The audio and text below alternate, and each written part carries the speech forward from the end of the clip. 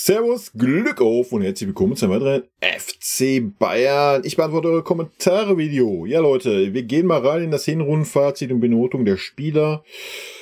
Ja, ich denke, da werden einige anderer Meinung sein, was für mich auch völlig fein ist. Solange da nicht irgendwie dumme Sprüche kommen, ist das für mich alles fein. Also, ich habe gesehen, es sind ein paar Kommentare, von daher in Videoform, bevor ich mir hier die Finger wund tippe, also... Matthias, die meisten Meinungen teile ich mit dir, für mich aber keine 4 für Tuchel, eher eine 3+. Die Ergebnisse waren konstant besser wie bei Nagelsmann. Wir standen sicherer hinten drin, bin okay damit, dass wir uns an Gegner richten, solange wir gewinnen. Wer weiß, vielleicht ernten wir die Früchte in der Champions League nächstes Jahr mit diesem Konzept und einer besser eingespielten Mannschaft. Wir müssen auch bedenken, von welcher Saison wir kommen. Ja, ich habe ja meine Meinung dazu gesagt, ich sehe das ein bisschen anders. Ja, weiß ich nicht. Also für mich, ich habe es ja gesagt, wenn du Ergebnisse bewertest, bist du bei einer 2, ansonsten bei einer 4, dann bist du bei einer 3, also sind wir so weit gar nicht weg voneinander. Aber dass das der Fußball sein soll, den wir jetzt die kommenden 2 Jahre spielen, fühle ich persönlich gar nicht. Warum, wieso, habe ich in genug Livestreams dargelegt. Aber nochmal, ja, dem einen reicht das, wenn die Ergebnisse eingefahren werden, weil es nun mal auch ein Ergebnissport ist, das ist völlig fein. Dem anderen reicht das halt nicht. Und mir persönlich reicht das halt nicht. Jo. MOK, mir fehlen 2 Dinge. Klare Abläufe bei Konter. Konter gewinnen die Champions League und da wirkt das Team schlecht. Außerdem Standards, die gewinnen auch die Champions League. Das eine Spiel, das Pavlovic die geschossen hat, war Gefahr da. Die spielerische Lösung kannst du wie Ancelotti die Spieler tun lassen oder wie Pep General sein. Tuchel tendiert Richtung Ancelotti, was das angeht, aber... das packt der Josche nicht in seinem Kopf und da liegt das Problem. Sobald Müller auf dem Platz ist, geht's doch wieder besser jeweils. Also ich gebe dir recht, dass es wichtig ist, gute Standards zu haben. Konter, gewinnen die Champions League, fühle ich nicht wirklich. Ich denke, gerade auf hohem Niveau ist es relativ selten, dass sich eine Mannschaft auskontern lässt. Ja, da muss man dann schon wirklich irgendwie ein junges, wildes Team als Gegner haben, was sich irgendwie so wie Galatasaray halt anläuft wie eine Maschine. Ja, dann hast du Räume zum Kontern, aber wenn das guckt euch Real Madrid an. Also ich glaube nicht, dass Real Madrid so spielt, dass du die groß auskonterst in der Champions League. Aber gut, wir werden es ja sehen am Ende des Tages, ob das irgendwie ein Faktor werden wird. Aber na klar, sollte man Konter ausspielen können. Nur die Sache ist halt, wann kommen wir mal in die Verlegenheit, Konter spielen zu dürfen? So, das ist ja das eigentliche Problem bei uns. Ne? Von daher, ja, ist es halt ein bisschen schwierig, dann immer zu sagen, die müssen jetzt aber on point sein, du hast da genug Übung drin, weil nochmal, wann haben wir die Gelegenheit, Konter zu spielen? Ne? Ansonsten Standards gebe ich dir 100% recht, gerade in engen Spielen, gerade dann auch auf hohem Niveau, wenn es um die K.O.-Phase geht, sind Standards super wichtig, dass du da gefährlich bist. Ja? Und natürlich auch, dass du die gut verteidigen kannst. Also, was das Thema anbelangt, General wie Pep oder der halt alles vorgibt oder Ancelotti, der spielen lässt, ich weiß nicht, wohin Tuchel tendiert. Also ich kann mir nicht vorstellen, dass wenn Tuchel sagen würde, spielt mal wie ihr wollt, dass wir den Fußball spielen würden, den wir gerade sehen. Kann ich mir persönlich nicht vorstellen. Weil erstens würden unsere Außenverteidiger dann nicht 10 Meter hinter der Mittellinie stehen bleiben und dann den Ball auf 2 Meter weiter passen und wieder nach hinten sich verpissen. Ja, zum anderen denke ich auch nicht, dass die Mannschaft dann so doof wäre und versucht 90 Minuten eine Strategie durchzuballern, wenn sie merkt, es klappt nicht, wie der Gegner steht oder sonst was. Also das glaube ich nicht. Wenn du Fußballer auf dem Feld bist und wenn du gestandene Spieler bist, ich denke, wirst du irgendwann auch raffen, das Konzept funzt hier gerade nicht und dann probiere ich mal ein bisschen was anderes. Ja? Also weiß ich nicht. Kann man natürlich von außen auch nicht sagen, ob Tuchel da jetzt was vorgibt oder nicht was vorgibt. Egal wie rum es ist, gegen tiefstehende Gegner muss auf jeden Fall was geändert werden. Wenn es so ist, dass Tuchel da jede Dinge vorgibt, dann sollte er vielleicht da mal ein bisschen von abrücken und sagen, ja, wenn ihr da eure Ideen habt, setzt die mal um. Oder wenn es andersrum ist, muss er halt was vorgeben. Also wenn das gerade so sein sollte, wie du es hier schreibst, dass Tuchel dazu tendiert, es den Spielern zu überlassen, da muss man ganz klar sagen, da muss Tuchel eingreifen. Punkt. Ja, dann hat die Mannschaft keinerlei Ideen gegen tiefstehende Gegner, ist komplett hilflos und da muss der Trainer einschreiten. Fertig. Banja, guten Abend. Heute erst einmal schauen und dann tippen. Oh, gutes und interessantes Thema. Meiner Meinung nach kann man auch gegen Saarbrücken rausfliegen oder in der Liga mal eine Klatsche bekommen. Mich stören andere Dinge deutlich mehr. Wo das Frankfurt-Spiel hat schon echt wehgetan. Holt uns Fans, aber vielleicht auch den Verein wieder auf die Erde zurück. Und müssen einsehen, dass man nicht unschlagbar ist und selbst Bayern keine Titel geschenkt bekommt. Für mich hat es schon sehr komisch unter Tuchel begonnen. Keine Veränderung zu Nagelsmann, außer dass wir tiefer stehen. Aber dasselbe Leistungsprinzip und die gleiche Verunsicherung wie unter Nagelsmann. Tuchel schon da sehr unglücklich in den Aussagen und PK. Aber okay, am Ende kann man das mit Druck, Titelzwang, etc. verbuchen. Ja. Aber obwohl ich da auch schon enttäuscht war, habe ich ja auch im Video gesagt. Also auch mit Titelzwang, jetzt mal ernsthaft. Selbst, obwohl er diese Spieler ja hat spielen lassen, alle, die keine Leistung gebracht haben, haben wir ja die Klatschen gekriegt, wie in Mainz und so weiter. Also fühle ich persönlich nicht wirklich, aber ich weiß, was du meinst und ja, ich gebe dir da recht, dass das sehr wahrscheinlich der Grund war. Aber was da schon zu erkennen war, dass er es nicht hinbekommt, dass wir ein Team sind. Mit seinen Aussagen, Ein- und Auswechslung, mit seinen Aufstellungen und Aussagen war es schon sehr grenzwertig. Aber okay, neue Saison, neues Glück. Vorbereitung, alles wird gut. Wird es das? Leider nein. Ja, man erkennt eine Philosophie. Er will aus einem kompakten Block eine Ballbesitzkontrolle ausüben und damit kontrollierten Angriffen zu Tore kommen. Rein von Ergebnissen klappt es auch im Großen und Ganzen. Nehmt man das Frankfurt-Spiel weg, stellen wir die beste Offensive und Defensive. Nach Frankfurt nur noch die zweitbeste Defensive. Aber Fakt ist trotzdem, nur gegen Stuttgart haben wir mal eine Philosophieänderung gesehen.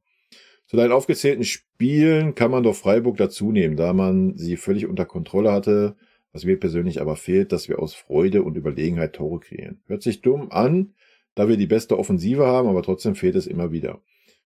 Und auch in der neuen Saison, ja gut, warum wir die beste Offensive haben, muss man ja ganz klar auch mal die Spiele Darmstadt und Bochum nehmen, wo wir in 2 Spielen schon 15 Tore gemacht haben. Ja. Von daher muss man das alles auch schon ein bisschen relativieren. Ne?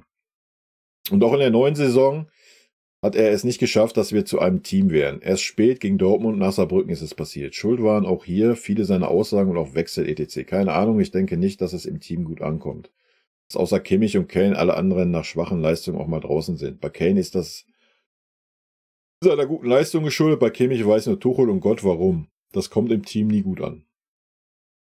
Und was mich auch stört, als Trainer habe ich zwar nur bis zur Oberliga und Jugend-Bundesliga gearbeitet, aber Tuchel und sein Team haben nicht nur Probleme bei der Spielphilosophie, sondern auch bei Standards. Wir wissen selbst, wie es unter Pep in München oder Barcelona war. Da waren die Teams so überlegen, dass Pep das Risiko nicht eingehen wollte, sondern lieber weiterhin im Ballbesitz bleiben wollte. Aber das hat sich geändert. Heutzutage sind Standards extrem wichtig. Egal ob Ecke, Freistoß oder Einwurf, defensiv oder offensiv. Jedes gute Team hat ein paar Abläufe etc. Bei uns hast du das nur im Stuttgart-Spiel gesehen. Ich glaube nicht, dass es Zufall war, dass über Kim 3 Tore entstanden sind. Leider 1 wegen Betrug aberkannt. Ansonsten sieht man davon irgendwie gar nichts. Wenn man als Spielphilosophie Einheit der Mannschaft und Standards plus Tuchel Aussagen und wie du es schon gut erklärt hast, der mangelnde Umgang mit den Talenten, man sieht es an Tell, der abbaut oder auch Kretzig, da sind noch einige Baustellen, so dass man Tuchel und seinem Team Max eine schwache 3 geben kann. Ja, also ich bin da eher bei dir, ne? Denk mal, kommt man meinem Video auch entnehmen. Und die Sachen, die du angesprochen hast, sehe ich ganz genauso. Ja, haben wir ja gerade schon im Kommentar vorher gehabt, so Standards werden auf hohem Niveau super entscheidend sein. Ne? Und ja, nochmal, so jeder muss für sich irgendwie sehen, reichen ihm die Ergebnisse, die natürlich da waren, ja, und da sind in der Hinrunde. Für mich ist es auch okay, wenn man mal eine Klatsche kriegt in der Bundesliga, aber die Art und Weise ist dann für mich ausschlaggebend, ja. Und ob man, also nochmal, was mich so in Frankfurt gestört hat, um das vielleicht nochmal rund zu machen, ja, keine Ahnung, nehmen die Ausrede, du hast 10 Tage nur trainiert, Blasülz, wir kamen nicht ins Spiel, wir waren nicht da, alles gut, ja. Kann mal passieren, du machst dann aber das 3-1 kurz vor der Pause. und kommst dann aus der Pause raus wie Flasche leer. So, das ist eigentlich der einzigste Punkt, den ich hart kritisiere und der mich richtig enttäuscht hat. Ja, du kannst mal einen scheiß Tag haben, alles gut, ergibst dich dann kampflos. Persönlich darf das in FC Bayern aus meiner Sicht nicht passieren, allein wegen der individuellen Qualität. Da müssen Spieler in den Reihen sein, die sagen, hier, jetzt ist mal gut, bis hierhin und nicht weiter, ja. Aber nochmal, wenn du dann diese Hoffnung kriegst, das 3-1, was, ich meine, wir sind der FC Bayern, wir werden in der Lage, nochmal 2 Tore zu machen, um vielleicht einen Punkt mitzunehmen, ja.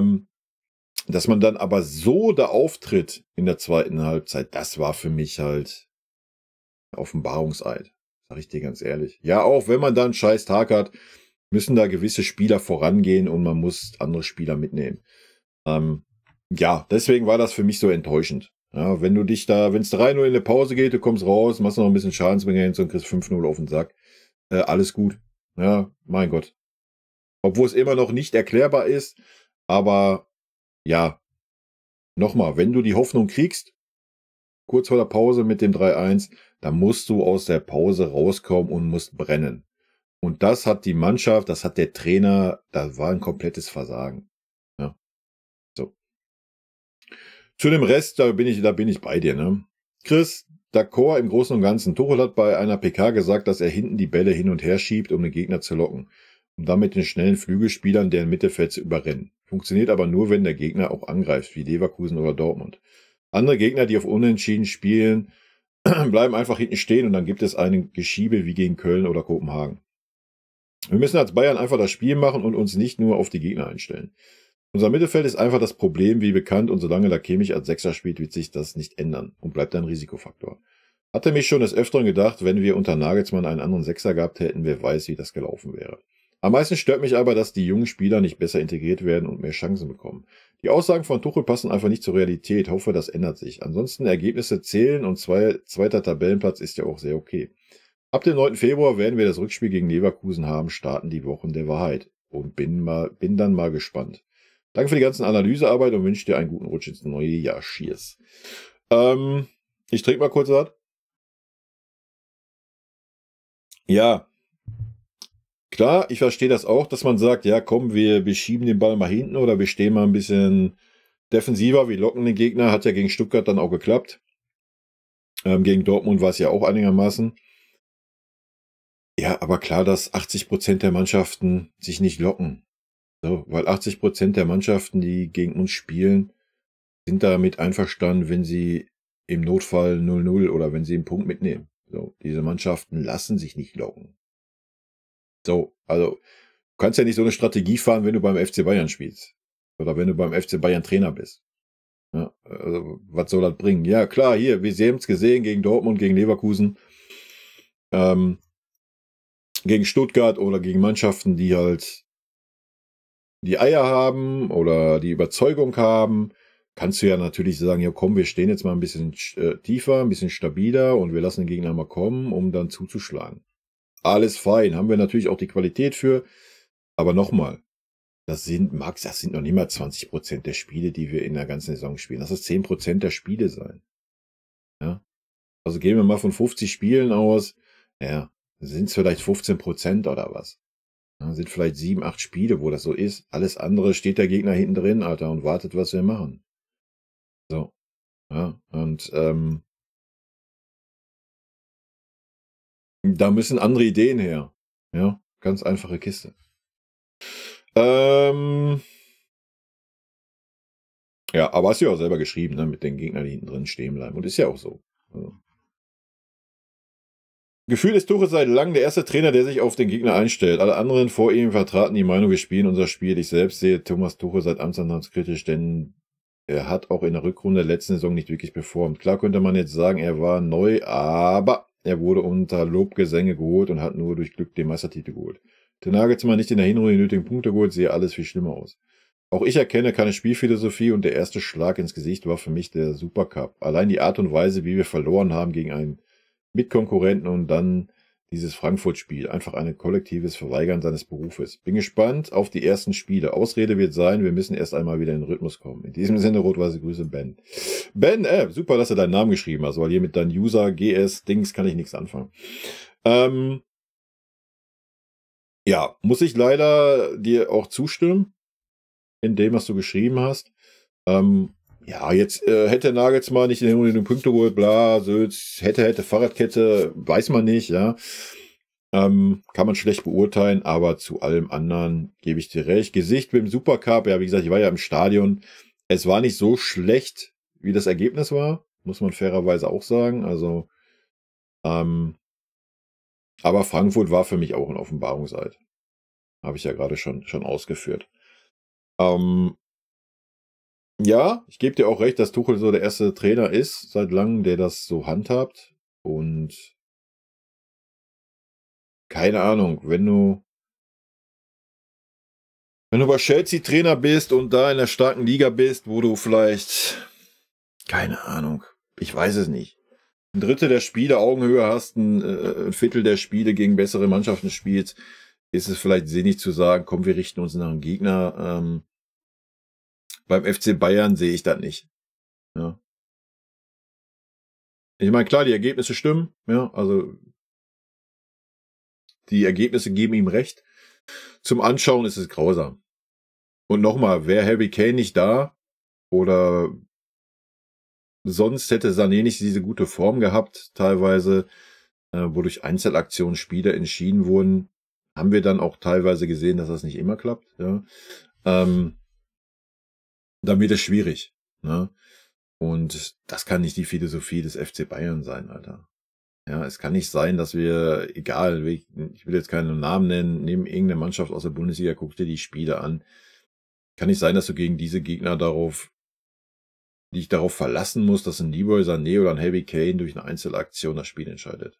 Also das kann nicht im Sinne des FC Bayern sein. Also du musst dir gegen jeden Gegner Chancen erspielen, das musst du dir als Mannschaft erspielen und nicht den Ball querschieben und hin und her und immer wieder dahin und hoffen, der im Spieler fällt irgendwie gerade die goldene Idee ein. Also weiß ich nicht. Dafür haben wir einfach auch zu viel Qualität. Ja, du kannst das so machen, weil du diese individuelle Qualität hast, ja. Aber du musst doch diese individuelle Qualität, die wir auf allen Positionen haben, einfach viel, viel besser nutzen. Also Fußball ist ja immer noch ein Mannschaftssport. Ja. Servus Kai. Fassen wir kurz zusammen. Wir sind irgendwie erfolgreich, irgendwie. Oder mir sagen Kane. Kane alleine kann auch nichts richten. Aber wie sehe es aus, wenn er nicht da wäre? Allein der Gedanke schreckt mich. Ja, da bin ich voll bei dir, habe ich ja gerade eben ausgeführt. Dass Tuchel die Mannschaft stabiler gemacht hat, ist wahr. Aber nicht nur durch die fehlende Spielphilosophie beraubt er den FCB so mancher Stärke. Kane lässt dies gern vergessen, aber eine Mannschaft besteht nun mal aus 11 Mann auf dem Platz mit unterschiedlichen Stärken und Schwächen. Zu oft fragt man sich daher, ob Tuchel da einen Klon zur PK schickt, der nur heiße Luft absondern soll. Vielleicht sollte man Tuchel mal erklären, was Mir Samir eigentlich bedeutet, wenn sein Fußball lässt keinen erkennen, dessen zu.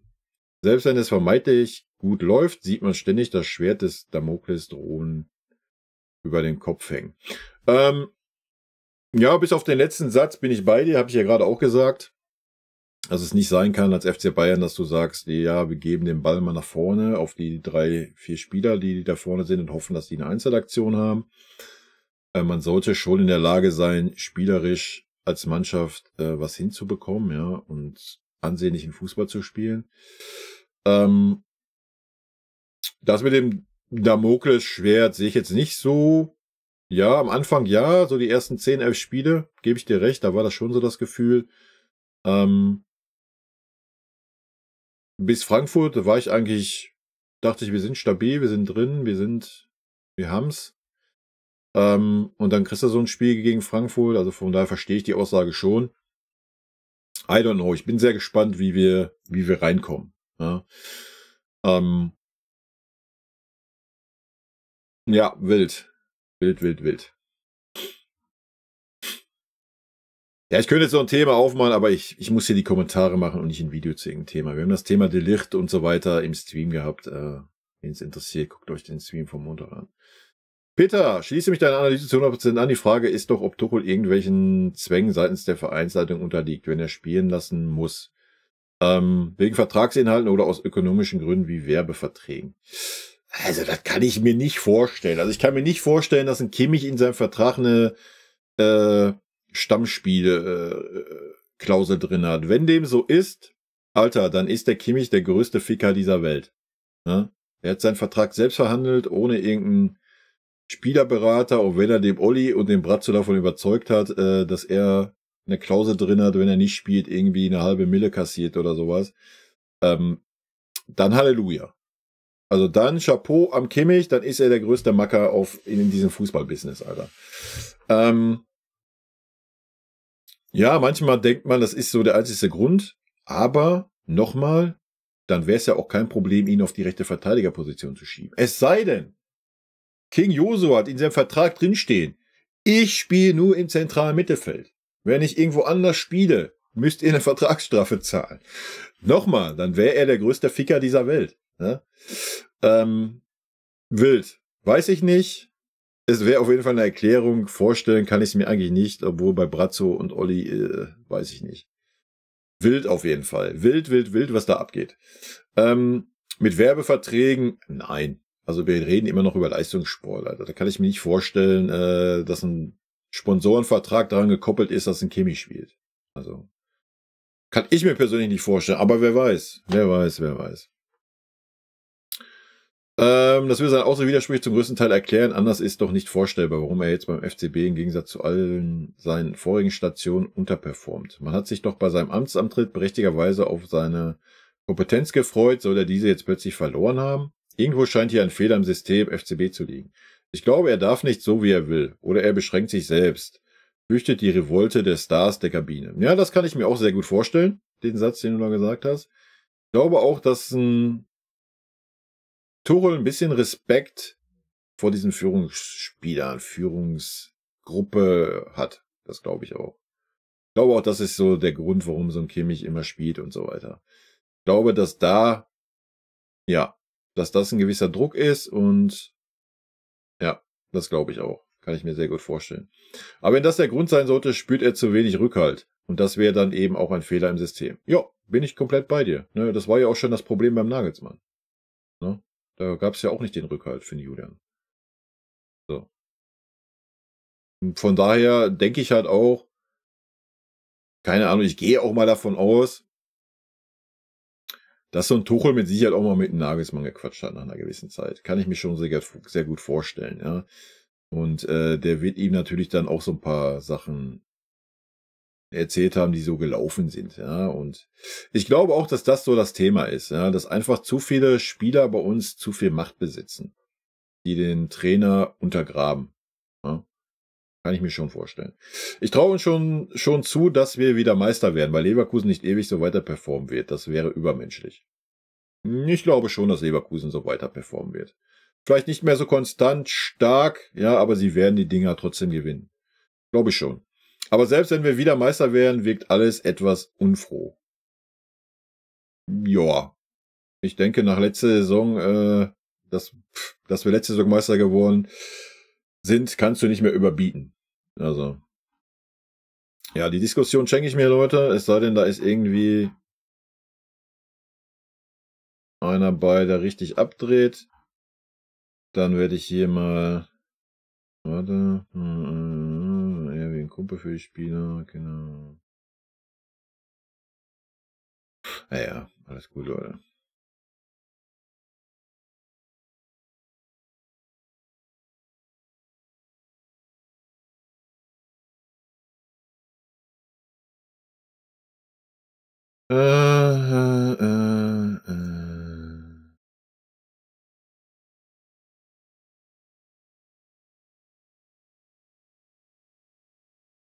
Ja, alles gut. Ich halte mich da raus aus diesen Diskussionen. Wenn da irgendwie einer komplett irgendwie, aber dann sperrt das YouTube, Alter.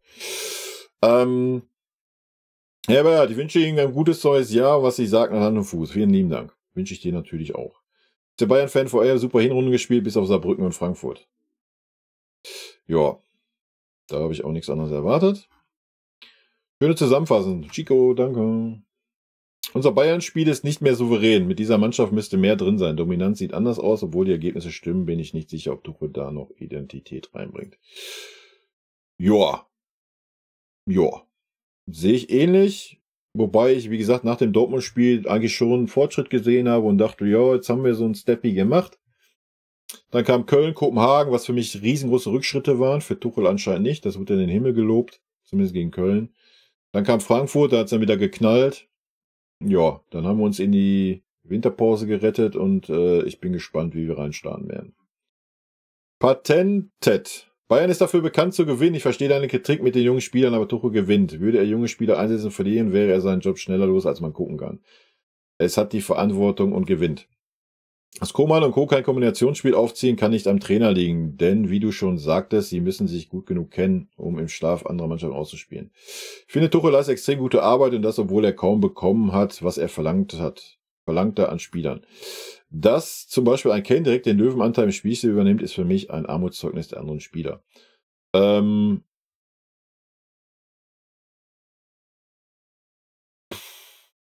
wenn du dir die einzelnen Spiele anguckst, die wir gewonnen haben am Anfang, ja, nochmal, am Ende des Tages gibt der Erfolg Tuchel recht, Punkt. Habe ich keine Argumente gegen. Also habe ich auch keine Argumente dagegen. Dass Koman und Co. kein Kombinationsspiel aufziehen, kann nicht am Trainer liegen, doch. Weil das dieselben Spieler sind, mal abgesehen, dass da jetzt ein Kane steht und kein Choupo-Moting, wie es unter Nagelsmann war. Und guck dir gerne mal die Hinrunde unter Nagelsmann an, was wir da für einen Kombinationsfußball vorne gespielt haben. Also, ja, welches Argument ist da? Ich denke, ein Harry Kane ist nochmal ein besserer Kombinationsspieler, wie es ein Choupo-Moting jemals werden wird. Also, doch. Ich glaube schon, dass das eine Sache der Vorgaben ist, die da sind. Weil nochmal, es ging vorher anders mit demselben Spielermaterial. Es sind dieselben Spieler auf dem Feld, außer dass ein Kane da vorne jetzt steht, anstatt dass da ein Choupo stand. Das ist der einzige Unterschied. Und ich denke, wir sind uns alle einig, dass Kanes Qualitäten auch im Kombinationsspiel, ja, bei weitem höher sind als die von Choupo. Der Kimmich-Faktor spielt immer rein. Manuel. Christian, genau das fehlt Kai. Früher bin ich am Samstag nach unserer Zeit um 7 Uhr in der Früh aufgestanden und habe mich auf das Spiel gefreut. Diese Saison überlege ich mir manchmal, wenn der Wecker klingelt, ob ich aufstehen soll oder ob es wieder Ballgeschiebe wird. Ja, verstehe ich. Aber du stehst ja trotzdem auf. Sonst wärst du ja auch kein richtiger Fan. Ist ja bei mir auch so. Manchmal, bei manchen Spielen denke ich mir, ach, eigentlich weißt du genau, was jetzt kommt. Es wird wieder abendselig, sich anzugucken. Aber man freut sich ja trotzdem aufs Spiel und guckt sich ja auch an. Auch wenn es dann danach super langweilig war oder es einen nervt. Aber ja, das ist halt einfach so. Man hat halt nicht immer goldene Zeiten. Die Wahrheit ist, City und Real ist für Bayern zu stark und mein Lieblingstrainer, egal ob schlecht oder gut, ist Nagelsmann. Ich mag dich sehr. Ja, das werden wir sehen, ob City oder Real zu stark für uns sind, wenn wir gegen sie spielen sollen. Sven, Tuchel kommt mir bei den Kommentaren noch etwas zu schlecht weg. Er musste viel improvisieren. Die besten Saisons haben wir gespielt, als unglaublich viel Qualität von der Bank kam. Das ist jetzt aufgrund der Personalsituation nur bedingt der Fall. Die 2020er-Truppe hatte eine klare Achse mit Neuer, Alaba, Boateng, Thiago, Kimmich, Müller, Liefer. Ja gut, das ist ja jetzt schon keine Achse mehr, das ist ja schon 80% der Mannschaft. Jetzt ist erst spät Neuer dazugekommen und endlich Kane für Liefer. Für Müller ist Bambi noch nicht ganz fest im Sattel, aber hoffentlich bald. Von der Abwehr Mittelfeld. Tuchel musste dafür sorgen, Kimmich und Goretzka, die sich es gefühlt irgendwie gemütlich eingerichtet hatten unter Nagelsmann, Kimmich fast Kumpel mit Trainer, aus ihrer Komfortzone herauszuholen. Goretzka hat das ganz gut geantwortet, darauf finde ich. Ja, er hat aber auch Goretzka, ist auch der Einzige, den er aus der Komfortzone rausgeholt hat, indem er ihn halt mal 3-4 Wochen außen vor gelassen hat. Das hat er sich beim Kimmich halt nicht getraut. Und Kimmich performt noch schlechter wie ein Goretzka. Kimmich ist für mich ein Rätsel. Jedenfalls ist der Trainer nach wie vor auf der Suche nach der festen Achse. De Ligt dachte ich erst hinten. Scheint dem Trainer aber nicht schnell genug zu sein. Mal sehen, was vor der Abwehr kommt. Was die Charaktere angeht, sucht man nicht nur in München nach Spielern wie Rom oder Ribéry. Ruhig mal Leute mit, ich sag immer, Pfeil im Kopf. Wie Vidal oder Ribéry. Kampfschweine wie Olic, Mandzukic oder mal Leute wie Timoschuk, die schön Aua machen. Fehlt mir gerade total. Die Bayern haben gedacht, sie könnten mal ebenso einen krassen Umbruch vollziehen. Und dass das mehr Arbeit ist als gedacht, sieht man jetzt. Für diese Saison erwarte ich keine Wunder. Was Spielphilosophie betrifft, können wir uns mal was von Real abschauen, da die es während eines Spiels auch mal hinbekommen, den Gegner gepflegt den Ball zu überlassen. Die Dominanz, an die wir uns ab Guardiola gewöhnt haben, brauche ich gar nicht so sehr. Ja, das sind ja ganz viele Sachen jetzt.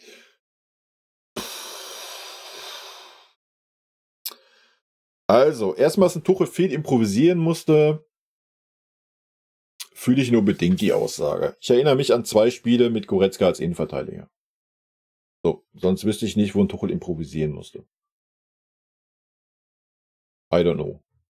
Ja, ich gebe dir recht, dass ein Davis, dass ein Mazraoui keine Konkurrenz haben oder hatten, ja, eigentlich egal, welche Leistungen sie gebracht haben, und spielen mussten. Gebe ich dir recht, sehe ich das Problem aber auch beim Tuchel. Also I don't know. Ein Kretzig ist da, ein Kretzig hat gut performt, wenn er gespielt hat. Wir sehen jetzt gerade in der Vorbereitung, dass wir für die rechte Verteidigerposition jetzt auch das Talent, was wir verpflichtet hatten, vom Barca ranführen. Warum hat man das nicht in der Hinrunde getan? Warum hat man nicht einfach mal den jungen Spieler dann dahingesetzt? Davis hat unterirdische Leistungen gebracht. Ja, ja, dann setz ihn doch einfach auch mal auf die Bank. Setz ihn doch auch mal 2, 3 Spiele auf die Bank, so wie man es bei Goretzka getan hat. Dasselbe bei Mazraoui. So, wo ist das Problem? Ich meine, Leimer hat schon 50% der Spiele auf rechts gemacht. Dann hätte sie ihm auch mal ganz rauslassen können. Das sind alles so hausgemachte eigene Sachen, ja, weil wir haben Spieler im Kader. Ja, wir haben jetzt keine Ahnung. Früher hatten wir einen Zahnarzt auf der Bank oder keine Ahnung. Nehmen wir die früheren Zeiten vielleicht. Überlege ich gerade, was hatten wir da auf der Bank hocken? Weiß ich nicht. Also ich denke, die Spieler, die auf der Bank hocken, aktuell haben ja bewiesen, dass sie die Qualität haben. Also Pavlovic hat es bewiesen, Kretzig hat es bewiesen, ein Tell hat es bewiesen. Ansonsten sitzt Müller auf der Bank. Ich denke, dass Müller muss man nicht irgendwelche Kompetenzen absprechen. Ja. Ansonsten sitzt ein Gnabry auf der Bank, wenn er denn mal fit ist. Ansonsten sitzt ein Leimer auf der Bank. Ja, der ja auch hinter Leon Goretzka und Kimmich ansteht. Ansonsten sitzt Guerrero auf der Bank, ja, der war auch viel verletzt. Aber immer dieses Argument, wir haben keine starke Bank, Alter, fühle ich halt gar nicht. Sorry. Bin ich ganz komplett anderer Meinung. Das Problem ist, dass der Trainer diese Spieler ignoriert. Und diese Spieler nur bringt, wenn wirklich absolute Not am Mann ist. Und das ist in der Verantwortung des Trainers. Es kann doch nicht sein, dass du nicht mal 15, 16 Spieler als erste Elf hast, so wie es ganz viele andere Trainer unter uns getan haben. Ja, da muss man sich nicht wundern. Was macht das jetzt für einen Sinn? Wir sagen jetzt, komm, wir verpflichten jetzt in der Winterpause 3 gestandene Spieler. Ja, was dann? Tuchel wird trotzdem seine erste Elf haben und alles andere wird auf der Bank vergammeln. So, ja. Klar, die jungen Spieler halten schön die Fresse, deswegen hast du wenig Unruhe in der Mannschaft. Wenn da 3 gestandene Spieler sitzen, ja, dann pass mal auf, was dann passiert. Ja. Dann wollen wir mal sehen, wie der Hase läuft. Das vergisst man halt immer, ja. Also nochmal, ich fühle dieses Argument nicht, dass wir keine Alternativen haben. Und Leon Goretzka auf der Innenverteidigerposition kannst du halt auch als Alternative sehen. So. Ja, wahrscheinlich im Champions League Halbfinale gegen Blasülz ist es kritisch, stimme ich voll mit ein, aber in 80% der Bundesligaspiele, Alter, ist das völlig Wurst, ob da ein Goretzka auf der Innenverteidigerposition steht oder ein Opa. Also, sind wir doch mal ehrlich, ja. Und dass man sich die Alternativen halt nicht schafft selber, ist ein Tuchel für verantwortlich. Punkt. So, wir haben genug gute Talente in eigenen Reihen, die es halt auch bewiesen haben diese Saison, dass sie das können. Und sie werden trotzdem ignoriert. So, fertig. Das zu dem Thema. Lass mich weiter gucken. Jetzt muss ich erstmal überlegen, was du alles geschrieben hattest. Tuchel musste dafür sorgen, Kimmich und Goretzka, die sie bla bla bla. Ja, haben wir ja schon gesagt, bei Goretzka gebe ich dir recht, hat auch einigermaßen gut geklappt. Beim Kimmich traut er sich nicht ranzugehen. Das sehen wir auch ganz klar, ne? Da müssen wir nicht drüber reden. Dass Kimmich ein Rätsel ist und so weiter, ja, bin ich bei dir. De Ligt hat er sich auch getraut. Bei Müller hat er sich getraut, die abzusägen. I don't know. Für mich ist De Ligt der stärkste Innenverteidiger. Habe ich aber auch schon mehrfach ausgeführt, warum, wieso, weshalb. Auch wenn Opa bisher der konstanteste war, De Ligt war halt leider auch verletzt. Ja, anscheinend ist Tuchel kein De Ligt-Fan. Bedeutet, wenn Tuchel Trainer bleibt, ist De Ligt im Sommer weg und gut ist. Was ich super schade fände. Aber ja, so ist das dann halt. Ne? Dass wir nicht die Typen haben, à la Vidal, à la Ribery oder auch die Kampfschweine, wie du sie nennst, Olic, Mandzukic. Ja, stimme ich dir vollkommen zu. Haben wir nicht. Ein Kimmich wäre gerne ein Effe. Oder ein Schweini. Oder ein Lothar. Ist er für mich nicht. Sieht man immer wieder in den Spielen, wo die Mannschaft halt zerbricht. Kampfschweine-mäßig, ich denke, wir könnten Leimer ein bisschen dazu zählen. Leimer ist schon eine Kampfmaschine, der will und ackert und macht und tut. Leider zu oft auf den falschen Positionen eingesetzt. Aber ja, ansonsten, uns fehlen halt einfach Typen. Ne? Uns fehlen Typen in dieser Truppe. Das mit der Achse, ja, fühle ich halt auch gar nicht. Ja, klar, wir haben Tuchels Aussagen vor der Saison gehört, er hat keine Achse, Blasülz. Dann hätte er eine Achse etablieren müssen. Das mit Neuer, ja, ist ein Argument, dass er erst spät kam, alles gut, aber Ulla hat es bis dahin gut gemacht. Ja. Und jetzt über eine Achse zu reden, vom Torwart aus gesehen, ja, Alter, immer mal ruhig bleiben. Ja, ich denke, wenn du einen Anführer in der Viererkette hast, der die Viererkette organisiert, du hast einen Leader im Mittelfeld und du hast vorne den Stürmer oder den Zehner oder sowas, der die Offensive dirigiert, dann kommst du mit 3 Spielern, die du dann als Achse nennen kannst, auch hin. Auch wenn dann da mal der große Manuel Neuer weggebrochen ist und da ein anderer Torwart in der Kiste steht. Und dass wir diese Achse nicht haben, ist ja auch Tuchels Verantwortung. So. Also aus meiner Sicht, ein Min-Jae und ein Upa können das nicht. Ja, können nicht in dieser, vielleicht wächst ein Min-Jae da rein, keine Ahnung, ist noch nicht lang genug da, um das zu beurteilen. Dass ein Tuchel da den Licht abgesägt hat in der Vorbereitung, ist Tuchels Schuld. So, er wäre dieser Spieler, hat er in der Rückrunde gezeigt. Ja, dass er dieser Spieler ist, der die Verantwortung da auch will und macht und tut. So. Ja, dann hättest du natürlich mal den Leon in die Verantwortung nehmen können. Ich denke, Kimmich hat da letzte Saison gezeigt, dass er dafür nicht prädestiniert ist. Hättest du machen können, wurde nicht getan. Es wird weiterhin Kimmich geschmeichelt, getan, gemacht, dass er sich wohlfühlt. Vorne hast du Müller abgesägt.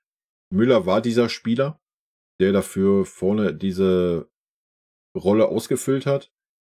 Meines Erachtens auch ein Riesenfehler. Dass Harry Kane das nicht kann, wenn er gerade eine Woche da ist, ist klar. Harry Kane wird da reinwachsen in diese Rolle, gar keine Frage. Sieht man ja auch immer mehr. Ja. Aber dass die Achse nicht da ist, oder dieser verlängerte Arm vom Trainer auf dem Feld, wenn man das so nennen mag, liegt auch an Tuchel. Ja. Also ich denke, Müller ist ein gestandener Spieler. Ich denke, ein Harry Kane ist einer. Ein De Ligt würde das mehr als ausfüllen. Vielleicht sogar ein Kimmich, wenn man mal einen Kimmich ein bisschen einnorden würde und ihn da mal in die Verantwortung nehmen würde. Anscheinend passiert das ja nicht. I don't know. Also, ja, na klar, würden uns die ein oder anderen Typen gut tun, aber es ist auch nicht so, als dass wir gar keine Typen haben. Ja? Nur viele werden klein gehalten, werden auf verkehrten Positionen eingesetzt, bekommen nicht die Unterstützung vom Trainer. So. Das sind für mich hausgemachte Dinge. Dafür ist ein Trainerteam verantwortlich. What's up? Ich bleibe bei meiner Meinung, die ich vor dieser Saison hatte. Tuchel ist ein guter Trainer, aber er passt nicht zum FCB und auch nicht zu dieser Mannschaft. Irgendwie erreicht Tuchel die Spieler nicht, keine wirkliche Taktik, keine Spielphilosophie. Unverständliche Aufstellungen und Wechsel. Aber ich will nicht meckern und hoffe darauf, dass es in der Rückrunde besser wird und alle ihre Leistung abrufen werden. Auch wenn ich, was das echt skeptisch bin, was die Einstellung mancher Spieler angeht. Kommt alle gut ins neue Jahr, mir. What's up? Ich bin leider eher beide. Ich war lange davon überzeugt, dass Tuchel der richtige Trainer ist für diese Mannschaft. Aber eigentlich hat schon nach den ersten 2 Monaten hat das gezeigt, dass das nicht ist. Weil er einfach von seiner Philosophie, die ich so gefeiert habe bei den anderen Stationen, wo er war, dass er halt der Trainer ist, der nicht vor irgendwelchen Namen zurückschreckt, der knallhart nach Leistung aufstellt. Das sehe ich beim FC Bayern nicht. Ja, ganz selten blitzt das mal durch. Ja, er hat ja mal zur Halbzeit ausgewechselt, ja. Aber dass er dann halt konsequent auch so die Spieler, die hinten dran sind, ignoriert. weil sie keine gestandenen Spieler sind, die schon Berufserfahrung von 5, 6, 7 Jahren haben. Macht mich traurig und ja, wenn man die aktuellen Aussagen des Vereins hört, welche Philosophie wir entwickeln wollen auch, dann bin ich bei dir, wenn sich ein Tuchel nicht dreht, was das Thema junge Spieler angeht, ist er der verkehrte Trainer für unseren Verein. Jared Berger, da bin ich voll bei dir. Saarbrücken war unglücklich, weil wir das Tor in den letzten Sekunden einfangen. Aber Frankfurt haben wir einfach nur hergeschenkt, obwohl wir wussten, dass die Frankfurter nach der Pokalblamage was gut zu machen hatten. So wie wir es auch gegen Dortmund gezeigt haben, nach unserem eigenen Desaster in Saarbrücken. Also musste man dagegenhalten, egal wie, und das haben wir nicht getan. Und für dieses Debakel gebe ich dem Tuchel die Schuld. Ja, der Tuchel ist natürlich auf jeden Fall ein Faktor. Ja, ansonsten musst du natürlich auch die Spieler in die Verantwortung nehmen. Aber habe ich ja gerade schon was zu gesagt zu dieser Sache. Das 1:5 in Frankfurt war peinlich, Casa. Aber kann passieren. Nee, in meinen Augen kann das nicht passieren. Habe ich aber gerade ausgeführt, wie ich das meine. Mein persönlicher Tiefpunkt war es 1:2 in Saarbrücken. Da hat man über die gesamte Spielzeit gegen Amateurfußballer, die technisch und körperlich meilenweit unterlegen waren, richtig schlecht ausgesehen. Ja, komm, Amateurfußballer in der 3. Liga müssen wir auch mal ein bisschen auf dem Boden bleiben. Die waren nach 60 Minuten stehen, K.O. und gewinnen in der letzten Minute gegen die hätte die U19 bessere Chancen gehabt. Aber ja, ich bin da bei dir. Ne? Auch mit dem Stehen K.O. und so gebe ich dir vollkommen recht. Und am Ende hatten sie alle selbsternannten Führungsspieler gnadenlos verpisst. Thomas Müller, Mathis Tell gingen noch zu den Fans, aber sonst war tote Hose. Ja, richtig. Obwohl die Fans richtig Stimmung gemacht hatten, die teilweise 500 Kilometer durch die Pampa getingelt sind. Ja, habe ich auch scharf kritisiert und dass das schön geredet wurde, dann auch von Müller, von Tuchel und so weiter, hat mir auch gar nicht gefallen. Also das zeigt man halt auch, ja, wir reden immer oder der Verein predigt immer, mir ist an mir. Und da hat man dann gesehen, welche Spieler dieses mir ist an mir fühlen. Ne? Oder wer das leben möchte in dieser Mannschaft. Das hat man da gesehen. Sowas kannst du als Profi, der mit 2-stelligen Millionengehältern im Jahr heimgeht, einfach nicht bringen. Selbst wenn man absolut keinen Bock auf die zusätzlichen Spieler hat und auf den Pokal sowieso jeder scheißt. Alles nachvollziehbar, aber das war ein Schlag in die Fresse der Fans. Nein, das ist natürlich nicht nachvollziehbar. Ja, und ich glaube nicht, dass man auf den Pokal scheißt. Wenn dem so sein sollte, dann keine Ahnung. Dann muss man die Spieler halt echt austauschen. Ja. Ansonsten stimme ich dir zu. Also nochmal, das war für mich auch eine absolute Schmach. Ja, man kann mal ausscheiden gegen so einen Gegner, habe ich ja schon gesagt. Keiner unterschätzt den Gegner, du bist nicht voll bei der Sache, weil Drittligist gegen den Abstieg spielt. Du findest nicht ins Spiel, du kriegst das Feuer nicht und so weiter. Kann alles passieren. Ne? Nochmal, da muss der Trainer von außen einwirken, muss in der 70. Harry Kane bringen. Minimum. So. Ja. Und was du richtig sagst, es kann nicht sein, dass die Spieler sich dann verpissen. So. Das kann nicht sein. Bayern hat keine Spielphilosophie, da hast du recht. Maria. Ich bin Bayern-Fan seit 1974. Es gab zu allen Zeiten schwierige Phasen, aber ich kann mich nicht erinnern, dass die Fans jemals so über ihren Herzensverein hergezogen sind. Wie jetzt. Natürlich ist nicht alles so, wie wir Fans den FC Bayern kennen und lieben. Aber der gesamte Verein mit einigen Ausnahmen wird, ich möchte das Wort gemobbt nur ungern verwenden. Aber durchwegs, alle Kommentare sind genau wie die Analyse des Videoherstellers fast alle negativ. Ich hoffe doch nicht, dass alle Erfolgsfans sind. Das wäre schade. Alto Belli. Ich hab bis zu diesem Wort habe ich deinen Kommentar gefühlt. Ja, weil jeder kann andere Meinung sein. Ich habe es gerade schon gesagt. Ich bin übrigens auch seit 1975 FC Bayern Fan. So. Und Fan und nicht Erfolgsfan. Ja, um das mal klarzustellen. Und für diesen dummen Satz, den du hier dann auch noch schön groß geschrieben hast, dieses Erfolgsfan, kannst du dich auch von dem Kanal verpissen und ich gehe auf deinen Kommentar nicht ein. Bis dahin, ich habe den Kommentar gut gefunden, ich werde auch drauf eingegangen. Aber für diesen letzten Satz verpiss dich auf dem Kanal, Alter. Fertig. Mike, ich finde, Tuchel kommt in deiner Analyse viel zu schlecht weg. Die Kritik bezüglich fehlender Spielphilosophie geht aus meiner Sicht am Ziel vorbei. Wie ein anderer User hier schon schrieb, heutzutage geht es um mehr Flexibilität. Das sehe ich auch so. Wer sich zu sehr auf eine feste Spielphilosophie festlegt, gewinnt heutzutage keine großen Blumentöpfe mehr. Ja, ich gehe da mal direkt drauf ein. Also, erstmal, alles gut, wenn du das besser siehst, ist das für mich völlig fein. Die Kritik fehlender Spielphilosophie, nee, aus meiner Sicht geht die nicht am Ziel vorbei. Nochmal, wenn du keine Ahnung, der VfL Bochum bist, gebe ich dir 100% recht. Wenn du der FC Bayern München bist, der eine individuelle Qualität hat, die 80% der Gegner maßlos überlegen ist, kann es nicht sein, dass du dich da hinstellst und dich jedem Spiel auf den Gegner einstellst. Und das geht nicht. Das ist sinnfrei. Ja, also klar, wir haben es gesehen gegen Stuttgart, gegen Gegner, die auf Augenhöhe sind oder gegen Gegner, die sogar stärker sind wie wir. Ja, natürlich musst du in der Lage sein, dich auf den Gegner einzustellen und deine Spielphilosophie dann anzupassen. Und ist klar, musst du in der heutigen Zeit flexibel sein und du musst auch mal flexibel sein, in einem Spiel zu sagen, komm, jetzt hier, ich halte die Tafel hoch. Das bedeutet, bam, andere Spielphilosophie, andere Formation, stimme ich dir 100% zu. Ja. Aber es kann doch nicht sein, dass wir gegen tiefstehende Gegner 90 Minuten ein und denselben Stiefel runterspielen und es scheißegal ist, ob wir am Ende durch eine Einzelaktion das Tor machen oder halt nicht. So. Ja, das ist ja genau das auch, was du gerade sagst, dass man flexibler sein muss. Das ist ja nicht gegeben. Wir spielen gegen tiefstehende Gegner 90 Minuten mit demselben Personal, ein und denselben Stiefel runter und hoffen, dass durch eine Einzelaktion wir das Spiel entscheiden. So, und das kann aus meiner Sicht nicht Sinn der Sache sein. So, du musst eine Spielphilosophie haben, was deine Standard, guck dir Leverkusen an, guck dir Stuttgart an. So, da siehst du ganz klar, das ist eine Spielphilosophie, die spielen die. Ja, Stuttgart hat man dann gesehen, wenn die ihre Spielphilosophie gegen starken Gegner wie uns durchziehen, geht der Schuss schon mal komplett nach hinten los. Ja.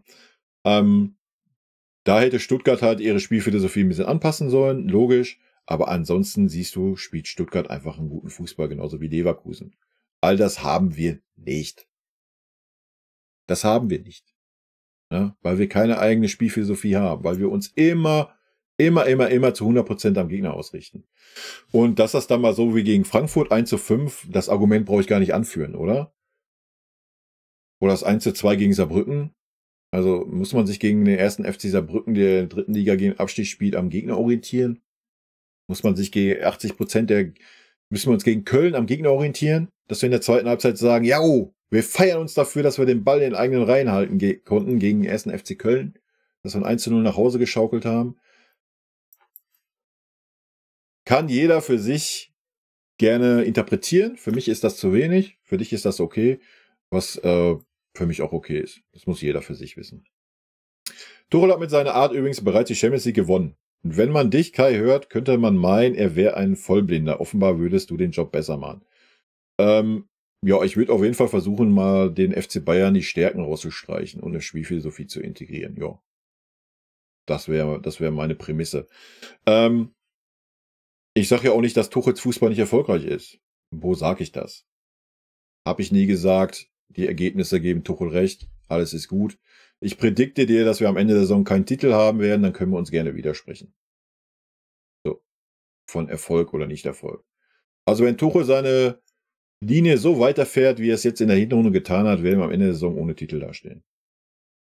100%. Und wenn wir mit super schlechten Kackfußball am Ende glücklich durch 2 Elfmeter oder sowas die Champions League gewinnen sollten, Alter, Halleluja, dann ist das wie letztes Jahr, wo wir die Meisterschaft gewonnen haben, worüber du dich nicht freuen kannst, dass du nicht sagen kannst, wir haben das verdient gewonnen. Aber auch das muss jeder für sich wissen. Wenn du die Art Fan bist und sagst, ja geil, wir haben glücklich 1:0 gegen Köln gewonnen, wir haben super Kack-Fußball gespielt, ich habe mich 80 Minuten, habe ich ein Schrottspiel gesehen, dann ist alles gut. So, nochmal, Fußball ist Ergebnissport, die Ergebnisse geben Tuchel recht, ist, was ich hier seit jeher sage. Ja, mir jetzt zu unterstellen, dass ich das anders sagen würde, wilde These, sorry. Habe ich nie gesagt. Ja. Mir geht das ständige Nörgeln einiger Bayern-Fans mittlerweile auch schon dezent auf den Zeiger. Ja, aber dann guck dir doch einfach hier das Video nicht an. So, dann bist du ja einfach auf verkehrten Kanal. Wenn du der Fan bist, hier schön rosarote Brille, mich interessieren nur die Ergebnisse, ist doch alles gut. Ja, nochmal. Also, für mich ist das kein Problem. So, aber wenn dir das auf den Sack geht, verstehe ich nicht, warum man sich sowas dann anguckt. Dann guckt dir das doch einfach nicht an. Ich gucke mir da auch nicht irgendeine Sache an, die mir auf den Sack geht. Vielleicht sollte man die eigenen Ansprüche ein bisschen runterschrauben. Nee, sollte man nicht, wenn man FC Bayern-Fan ist. Die Erwartungshaltung, jedes Spiel haushoch gewinnen zu müssen. Alter. Ich weiß nicht. Ich habe keine Ahnung, wie lange du hier auf dem Kanal bist oder was du bisher von mir gesehen hast. Aber was du hier schreibst, ist völliger Schwachsinn. Also niemand, schon gar nicht ich, hat sich jemals hier hingesetzt, hat gesagt, die Erwartungshaltung ist da, dass man jeden Gegner 3-4-5-0 wegschraubt. Gar nicht. Ja, wir haben uns auch nicht hier hingesetzt und haben gesagt, wir müssen jedes Spiel Zauberfußball spielen und es zelebrieren, wie du das nennst, grenzt schon fast an Arroganz.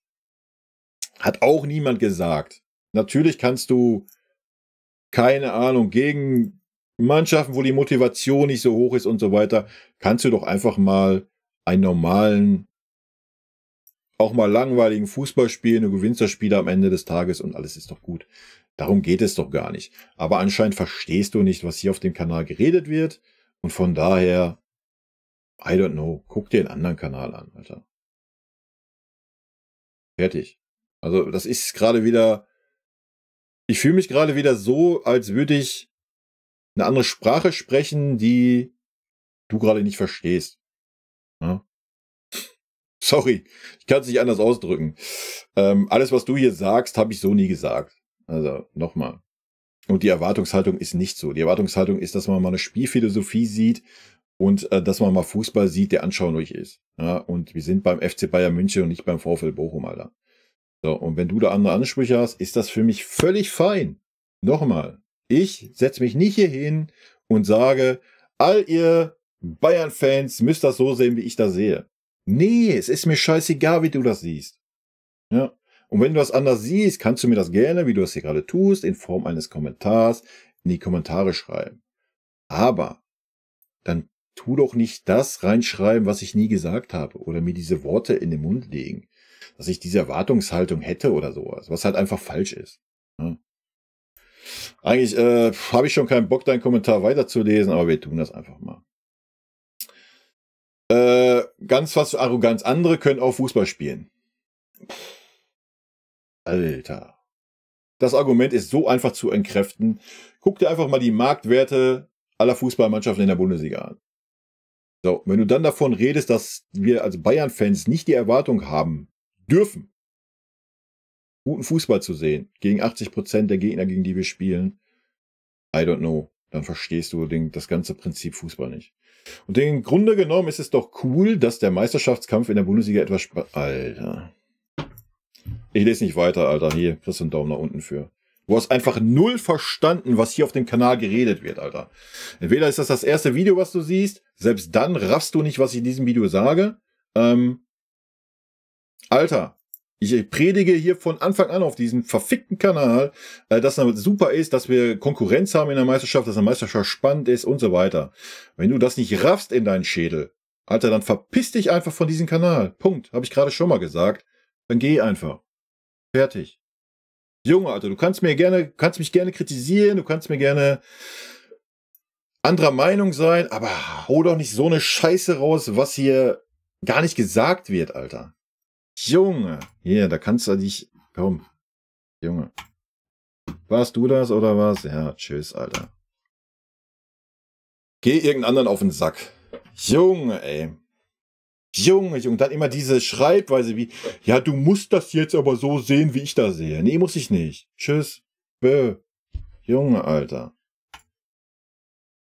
Rafft ihr das einfach nicht? Rafft ihr nicht, vernünftig mal Argumente zu bringen und vernünftig zu kritisieren? Ist das so schwer oder was? Wenn das doch für euch alles gut ist, ist das doch völlig fein. Ja, aber kommt doch nicht mit den Sachen, ja, es ist ja schön, dass wir mal einen Konkurrenzkampf haben. Wie kann man nur sowas sagen, dass das nicht so ist und bla. Alter, hab ich nie gesagt. Du raffst gar nicht, was hier auf dem Kanal passiert, Junge. Entweder bist du schon 65, bist senil, dass du nicht raffst, was ich hier erzähle, oder du bist 14 und das geht einfach in deinen jungen Kopf noch nicht rein. Solltest du irgendwie im Alter dazwischen sein, Alter, dann läuft irgendwas aber komplett verkehrt bei dir im Leben. Junge, ey. Alto Belly, ey. Diese ständige Rumreihe auf Philosophie oder Strategie, es kommt im Fußball darauf an, möglichst flexibel zu sein. Ja, das sind wir nicht. Mehrere Aufstellungen und Taktiken schnell auch innerhalb eines Spiels wechseln zu können, um so für den Gegner unberechenbar zu bleiben. Eine feste Philosophie oder Strategie, wie man Spiele gestaltet, ist aus meiner Sicht fehl am Platz. Um es zusammenzufassen, die Philosophie oder Strategie des FC Bayern lautet, dieses Spiel gewinnen Jedes Spiel muss gewonnen werden. Habe ich gerade schon versucht auszuführen. Ja, für mich gehört eine Philosophie, eine Strategie dazu. Und wie ich es auch schon gesagt habe, natürlich muss man die auch flexibel gestalten. Wenn man diese Philosophie hat und man spielt sie 90 Minuten durch und man merkt schon nach 20 Minuten, oh, der Gegner ist komplett darauf eingestellt, es klappt nicht, dann muss ich die natürlich umstellen. Junge, ich habe nie etwas anderes gesagt. Aber na klar, wenn wir 90 Minuten das gleiche Stiefel runterspielen und am Ende 2-1 glücklich gewinnen durch eine Einzelaktion, ist das völlig fein, oder wie? Alto Belly, ey. Killer Rabbit, schlechte Nachricht, Schokopudding nicht bei Afrika Cup dabei. Komisch, wieso hat man ihn da nicht brauchen können?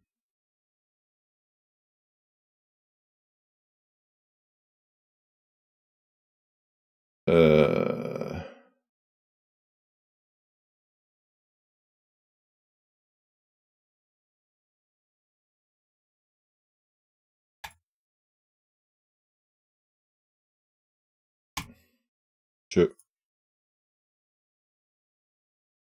Tschö. Wenn du nicht weißt, warum ich dich ausblende, ja, ist mir eigentlich auch Wurst. Lest dir den Satz mal gerne durch, Alter. Also hier werden nicht irgendwelche rechtsradikalen oder auch nur in Ansatz rechtsradikalen oder menschenverachtende Aussagen gebracht. Also, raff dich einfach, Alter. Hans im Glück, ich halte Tuchel für vollkommen überbewertet. Der wirkt irgendwie ein bisschen dämlich. Wenn man sich seine Aussagen so anhört, oder es ist ein Plan dahinter, den aber niemand versteht. Irgendwie passt der auch nicht zu Bayern, finde ich. Gebe ihm maximal noch ein Jahr. Ja gut, das muss jeder für sich wissen. Welche Spiele, die Tuchel Note 6, weg mit dem und käme ich gleich hinterher. Gut, das war Hinrundenfazit. Wild. Wilde Takes, Leute. Ja.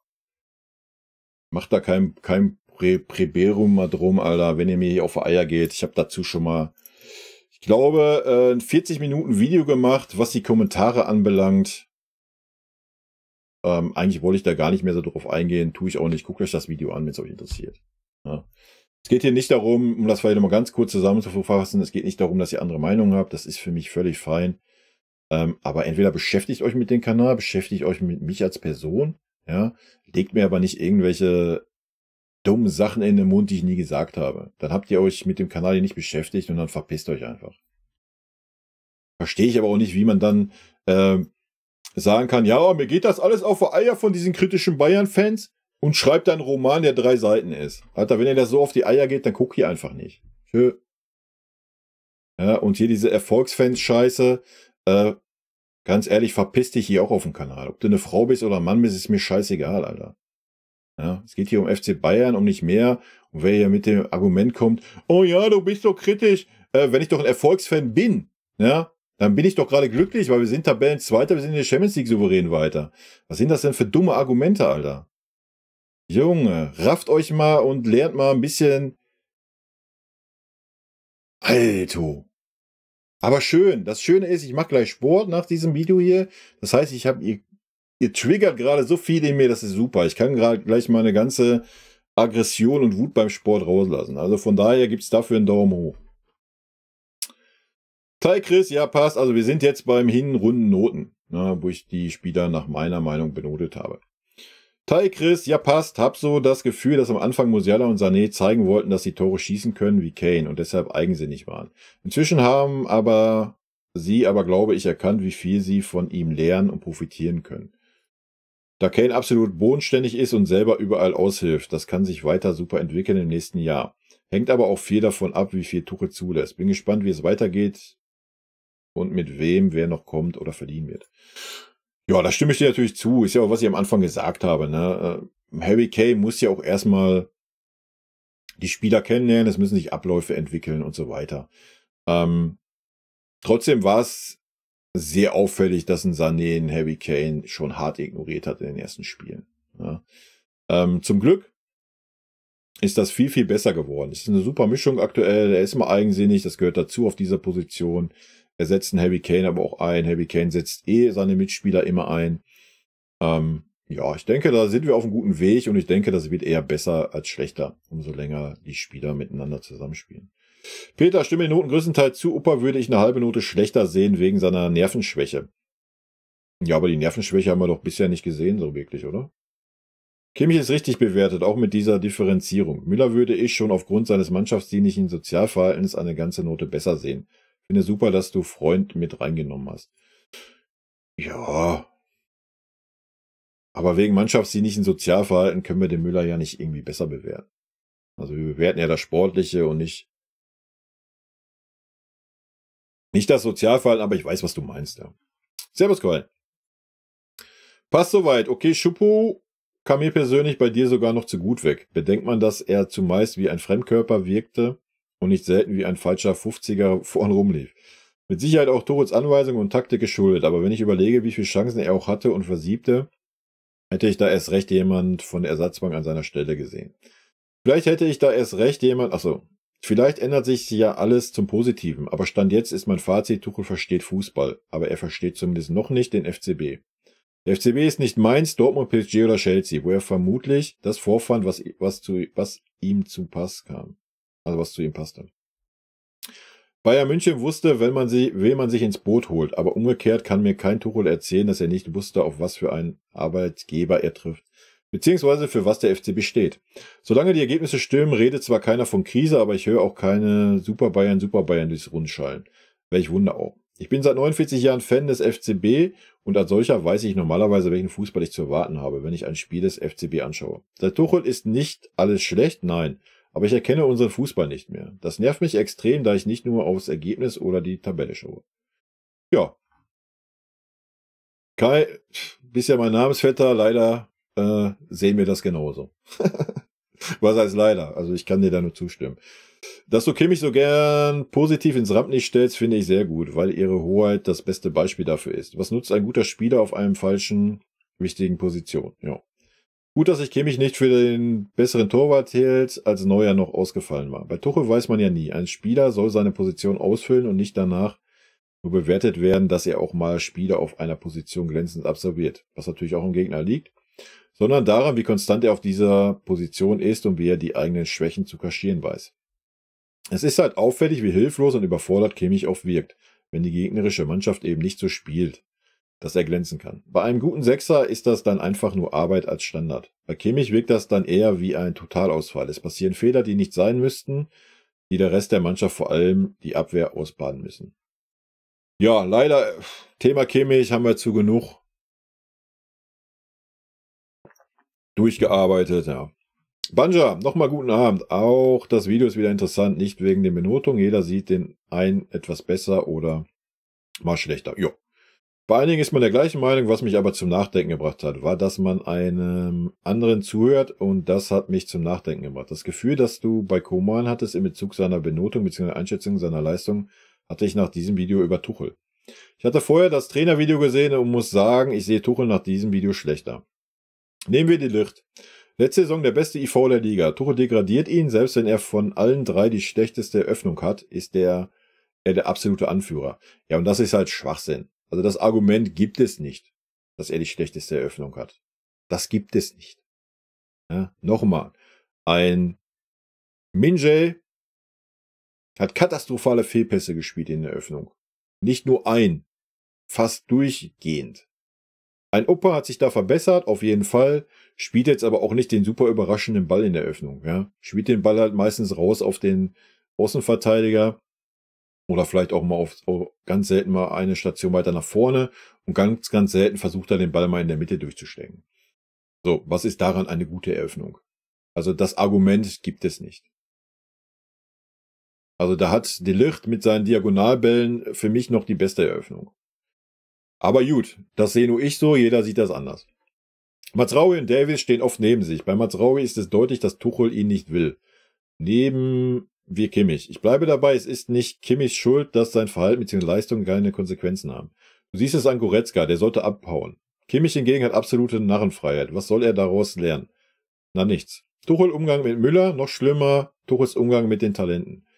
Dass wir so gut performen, ist eigentlich kein Wunder. Du hast Jamal erwähnt. Nimm Alonso und Wirtz. Denkst du, Alonso hätte Jamar nicht schon längst zur Seite genommen und ihm mal erklärt, was wann richtig ist und was nicht? Tuchel macht die meisten Spieler definitiv nicht besser. Das hat er wohl bei Chelsea und Paris verlernt.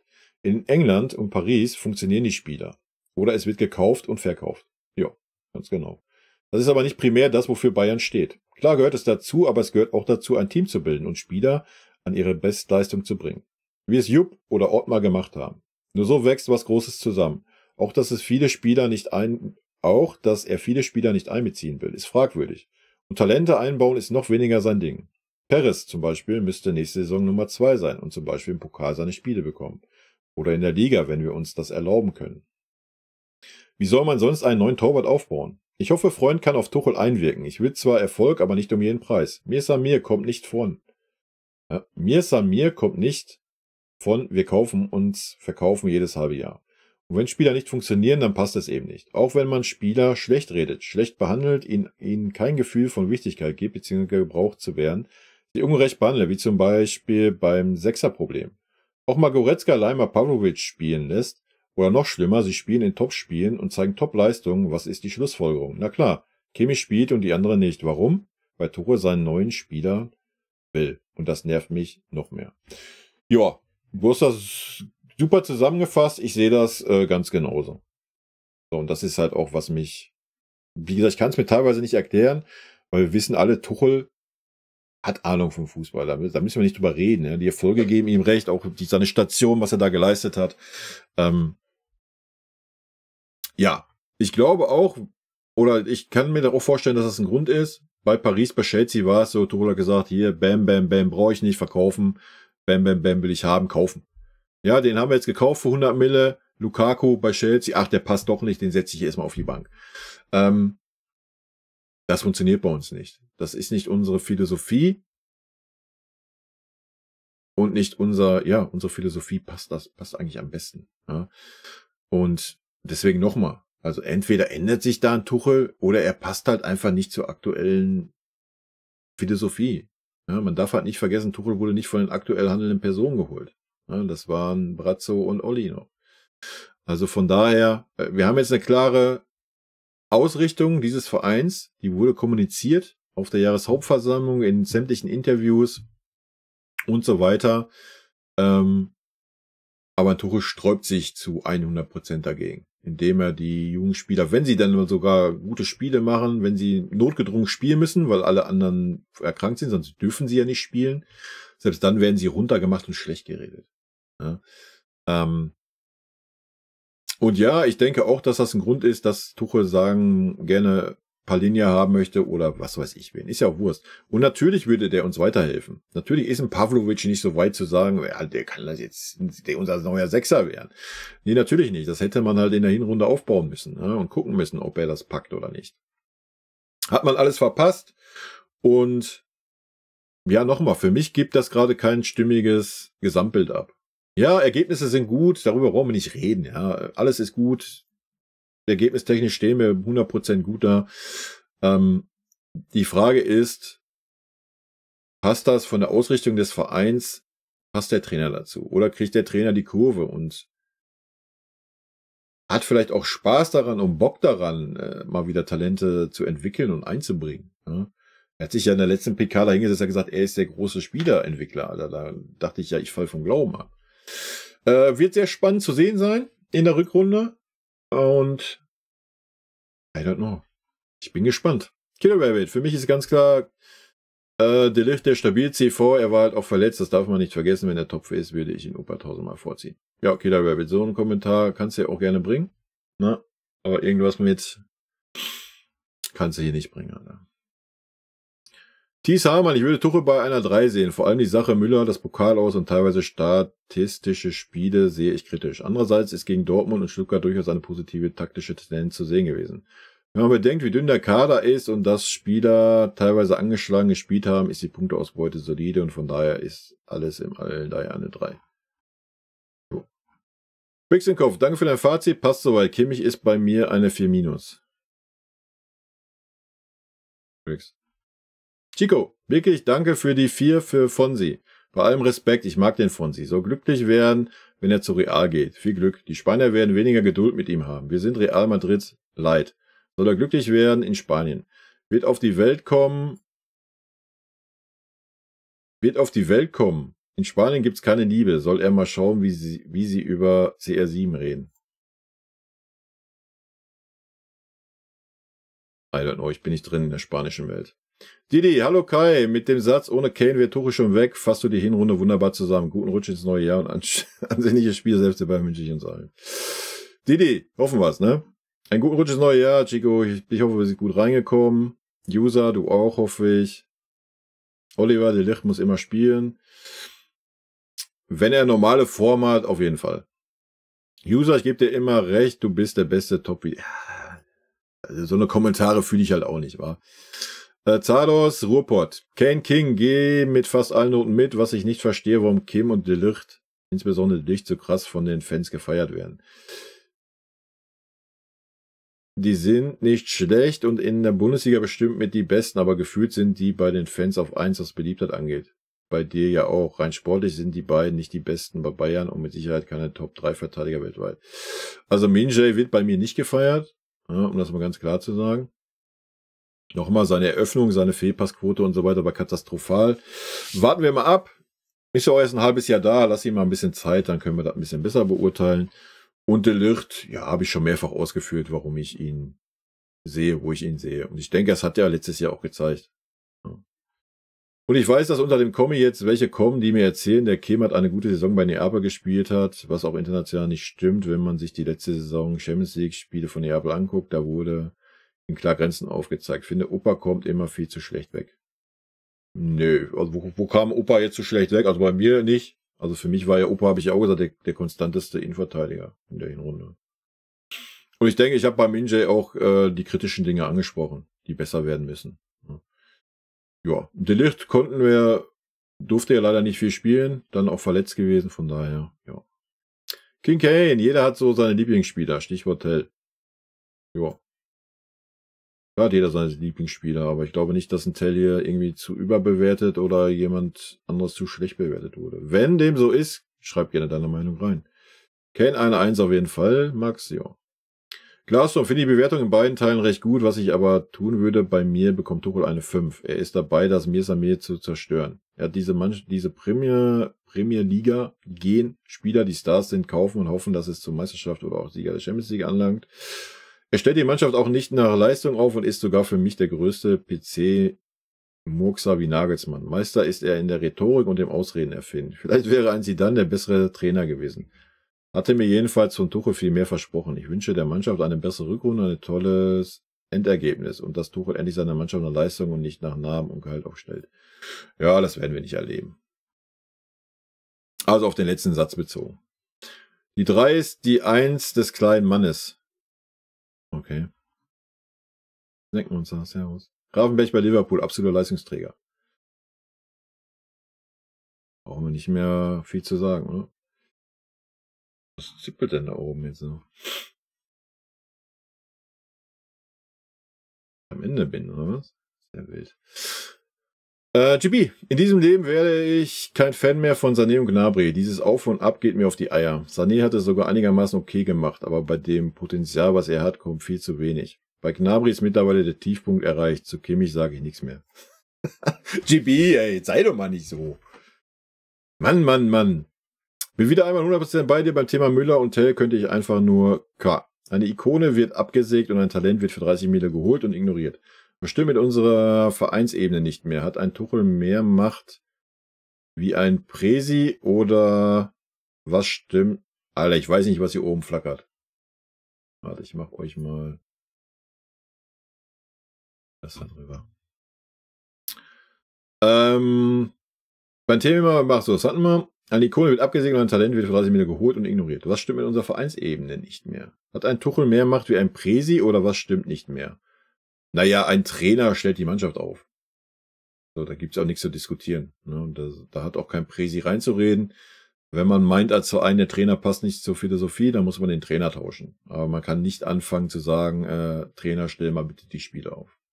Kein Wunder, wenn Spieler wie Bellingham und so weiter lieber ins Ausland gehen. Stimme dir zu, dass jeder Spieler auf der Position zu spielen hat, die er am besten kann und so ein Rasieren wie Leimer als RV einfach zum K.O. Was sieht der Trainerstab, was wir nicht sehen? Bekommen einfach Blutdruck, wenn ich mir sowas ansehen muss. Fußball ist und bleibt ein Teamsport. Sollten sich einige mal bei Kane abschauen. Hoffe nur, dass Freund es in der Rückrunde hinbekommt und Tuchel mal in die Schranken weist. In diesem Sinne, rot-weiße Grüße, Ben. Ja. Leute, das waren eure Kommentare. Ja, dass einige die Benotung anders sehen, ist doch völlig okay. Lieblingsspieler habe ich natürlich, was heißt, ich habe nicht wirklich Lieblingsspieler. Ja, De Ligt finde ich ziemlich geil. Ich glaube, er würde uns gut zu Gesicht stehen, wenn er der Anführer in der Viererkette werden würde. Ansonsten habe ich nicht wirklich einen Lieblingsspieler. Und Tell gefällt mir von der Einstellung her gut. Habe ich aber auch die letzten 2 Einsätze, die er gehabt hat, auch kritisiert. Also ich denke schon, dass ich da einigermaßen objektiv bin. Aber klar hat man irgendwo einen blinden Fleck und ein bisschen Sympathien für den einen oder anderen mehr oder weniger. Das ist ja menschlich. Dafür, ich bin ja keine Maschine, die irgendwie hier nur nach den Statistiken urteilt. Wenn dem so wäre, dann wäre ich kein Mensch, wa?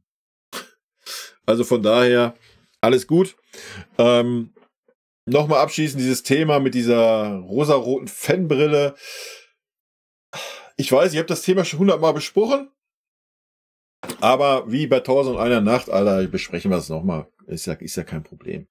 Wir sind ja erst bei einer Stunde 16. Machen wir halt eine Stunde 30 draus. Also, ja, ich habe es gesagt, es gibt schon ein extra Video dazu, zu den Kommentaren Gedöns. Nochmal, ich habe kein Problem, wenn ihr eine andere Meinung habt, wenn ihr Dinge kritisiert, wenn ihr mich kritisiert. Völlig legitim, ja. Aber erstens, lasst mal dieses Erfolgsfans Dummshit weg, ja. Das schreiben immer Leute, die keinerlei Argumente mehr haben. Wenn du mit Leuten diskutierst über den FC Bayern, ob das Bayern-Fans sind oder keine Bayern-Fans sind, wenn die Leute irgendwann keine Argumente mehr haben, kommen sie mit dem Argument, oh ja, du bist ja nur ein Erfolgsfan, du bist ja nur Bayern-Fan, weil Bayern die letzten 11 Jahre Meister geworden ist. Alter, ich bin Bayern-Fan, seitdem ich denken kann. Ja, ich habe ganz andere Zeiten erlebt. Ich wurde in der Schule gemobbt, weil ich Bayern-Fan bin. Also geht mir damit nicht auf die Eier. Ja, und ich will hier nichts von irgendwelchen Erfolgsfans in den Kommentaren lesen. Das ist mir scheißegal, was eure Argumente vorher waren. Ja, dann werdet ihr ausgeblendet, fertig. Geht woanders hin. Ja, das ist eine Beleidigung für jeden, auch in den Kommentaren für jeden, der sich ernsthaft mit dem FC Bayern auseinandersetzt. Ja, ich verstehe solche Aussagen nicht und ich verstehe auch dieses Argument nicht. Vorher hast du valide Punkte gebracht, auf die ich gerne eingegangen wäre, hätte ich gar kein Problem mit gehabt. Weil nochmal, man muss nicht meiner Meinung sein. Ja. Haben wir ja auch bei dem einen oder anderen gesehen, von wegen fehlender Spielphilosophie und so weiter. Alles gut. Ja, schreibt das rein. Lass diese dummen Bemerkungen weg oder diese Unterstellung von wegen Erfolgsfans, das dann auch noch extra groß geschrieben. Wenn dem so ist, ja, da musst du dich hier leider von dem Kanal verpissen. Du kannst natürlich hier weiter die Videos gucken, wenn du meinst. Du kannst auch einen Daumen nach unten geben, das poppt mich nicht. Aber egal, was du schreibst, es wird nicht mehr hier angezeigt werden. Du bist ausgeblendet. Herzlichen Glückwunsch dazu. Killer Rabbit, deine Kommentare waren ja größtenteils okay. Ich weiß nicht, wenn du super jung bist, keine Ahnung, kannst du dich gerne bei mir im Discord mal melden. Können wir gerne darüber reden, dass ich dich nochmal entsperre, aber solche Kommentare, wie du da geschrieben hast, das geht nicht. Das will ich hier auf meinem Kanal nicht. Wir sind hier, auch wenn man es lustig meint, obwohl ich daran nichts lustig finde, dass irgendwie Schokopudding ein Mensch genannt wird, nur weil er eine schwarze Hautfarbe hat, das geht hier auf den Kanal nicht. Fertig. Ja, da gibt's auch nichts zu diskutieren. Auch wenn deine sonstigen Kommentare okay waren. Leute, das geht hier nicht. Punkt. Ansonsten zu den Leuten, die schon anfangen mit dem Satz, ja, mir geht das ja auf für Eier oder mir geht das auf den Geist, diese diese kritischen Bayern-Fans, eigentlich weiß man dann schon Bescheid und sollte den Kommentar nicht weiterlesen, wenn man schlau ist. Aber da ich Motivation für den Sport gleich brauche, war das super. Man kann das alles kritisieren, was du da geschrieben hast. Völlig okay. Aber man hat ganz klar gemerkt, dass du keinerlei Ahnung hast von dem, was ich hier erzähle, für was ich hier stehe auf diesem Kanal. Weil du hast so viel dummes Zeug gelabert, was ich angeblich oder wofür ich angeblich stehe, was gar nicht der Fall ist. Dass es auch keine Kuhhaut mehr ging. Und bei einem Thema, okay. Ja, okay. I don't know. Vielleicht das erste Video, was du gesehen hast, was weiß ich. Hast da irgendwas anders aufgefasst, wie es vielleicht gemeint war, weil du diesen Kanal nicht kennst. Kann ich drüber hinwegsehen, kann ich dir dann erklären auch, habe ich ja auch versucht. Beim zweiten, dritten und dann beim vierten, Alter, dann ist auch irgendwann gut. Ja, mir irgendwelche Sachen in den Mund zu legen oder mich von irgendwas zu überzeugen. Nee. Wie gesagt, ich mache diese Videos nicht, um zu sagen, ihr alle Bayern-Fans müsst das so sehen, wie ich das sehe. Nee, darum geht's mir gar nicht. Teile ihr meine Meinung, weil das meine Meinung ist. Nicht mehr und nicht weniger. Ja, wenn ihr euch dann irgendwie da persönlich angegriffen fühlt oder meint, ihr müsst hier eure dummen Kommentare ablassen, weil euch Leute, die sich mit dem Fußball mehr auseinandersetzen, wie ihr das tut, ja, und ihr diese dann als kritisch betrachtet, euer Müll hier in den Kommentaren loswerden, ja, dann seid ihr hier verkehrt. Dann tut das, was weiß ich, auf FC Bayern Inside, in irgendeiner Facebook-Gruppe oder sonst wo, geht den Leuten da auf die Eier. Hier werdet ihr ausgeblendet und gut. Ne? Ganz einfache Kiste. Aber ja, ihr könnt das gerne weiterhin tun. Ich brauche ein bisschen Motivation. Gerade wenn ich dann die Kommentare an dem Tag mache, wo ich Sport mache, ist das super. Dann gehe ich noch mal ein bisschen mehr rein, wisst ihr? Das ist schön. Also, von daher, ich bedanke mich für eure Aufmerksamkeit und ich hoffe, ihr seid alle gut ins neue Jahr gekommen und wir sehen uns. Lasst mich kurz gucken. Wir spielen Samstag, glaube ich, gegen Basel. Mal gucken, ob ich da ein Video zu mache. Ansonsten sehen wir uns Montag im Stream, 18 Uhr, wie immer, wer Bock hat. Rot-weiße Grüße gehen raus. Natürlich an alle Nicht-Erfolgsfans. Und an alle Spielphilosophie-Finder oder Nicht-Finder. Leute, ich hoffe, ihr bleibt gesund. Ihr seid gesund reingestartet ins neue Jahr. Ich hoffe, ihr habt ein erfolgreiches Jahr. Alles ist gut bei euch. Und in diesem Sinne, rot-weiße Grüße. Tschüssi.